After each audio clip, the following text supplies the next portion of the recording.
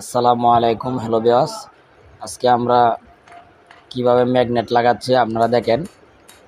আমরা যে লাগাইতেছি এভাবে কিন্তু লাগানো যায়, হাইড্রোলিক প্রেসার দিয়েও লাগানো যায়, কিন্তু এভাবে লাগাইলে একটু সাবধান অবলম্বন করে লাগাবেন, যাতে শেপটা কোনো সমস্যা না হয়। দেখেন সম্পূর্ণ ভিডিও। ধন্যবাদ।